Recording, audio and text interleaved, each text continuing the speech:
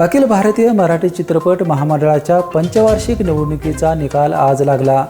या निवडणुकीत मेघराज भोसले यांच्या समर्थ पॅनेलने सर्व जागा जिंकत एकहाती सत्ता कायम ठेवली आहे।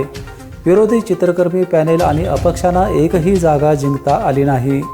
महामंडळाच्या पंचवार्षिक निवडणुकीसाठी काल 49.90% मतदान झाले होते।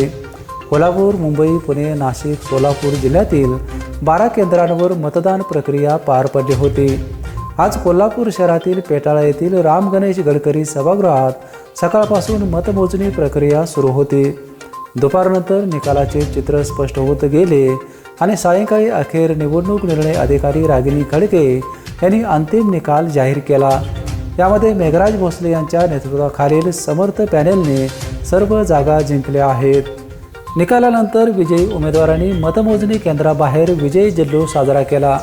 पॅनेलचे प्रमुख मेघराज भोसले यांनी विरोधकांचे सर्व आरोप मतदारांनी चुकीचे ठरवल्याचे सांगत यापुढे जोमाने काम करणार असल्याचे सांगितले। आणि निश्चितच आमच्यावर विरोधकांनी जेही आरोप केले ते अंदाज खोटे होते। असं कुठलाही गैरव्यवहार किंवा गैरप्रकार झालेला नाही। अतिशय विश्वासाने मतदारांनी परत एकदा आम्हाला बहुमतात निवडून दिले। ज्याप्रमाणे मागील 10 वर्षात आम्ही काम केलं तेवढ्याच जोमाने अजून आम्ही काम करणार आहोत। बरीच आव्हानं आहेत भविष्यात आम्हाला, परंतु निश्चितच आता तरुण असा ॲक्टिव्ह आमचं संचालक मंडळ आहे आणि पूर्ण विश्वास आमच्यावर असल्यामुळे एकमताने चांगले निर्णय आम्ही महामंडळासाठी घेऊ। यासाठी आज नीलमताई शिर्के यांनी जो मोठेपणा दाखवला आणि वर्षा उजगावकरांसाठी त्यांनी स्वतःचा अर्ज काढला, त्याबद्दल मी नीलमताईंचेही आभार मानतो। निश्चितच भविष्यात महामंडळाच्या कामकाजात नीलमताई आमच्याबरोबर असतील आणि तेवढ्याच जोमाने आम्ही काम करू। माझ्या नावाप्रमाणे मला आनंद झालेला आहे, कारण माझ्या नावातच आनंद आहे तर सगळीकडे आनंदच होणार आहे।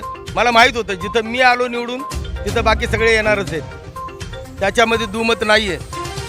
आणि पहिली गोष्ट म्हणजे मेघराजजींचं काम बोलतं आहे आणि समर्थ पॅनलचं काम आहे ते 10 वर्षापासून ते याच्यावरती आहेत, कार्यरत आहेत आणि त्यांच्यावरती सर्व कलाकारांचं आतोनात प्रेम आहे आणि ते प्रेम त्यांनी आज या ठिकाणी दाखवलं। त्याबद्दल मी सगळ्या मतदारांचं मी आभार मानतो। VPN साठी कोल्हापूरहून विजय यशपुत्र।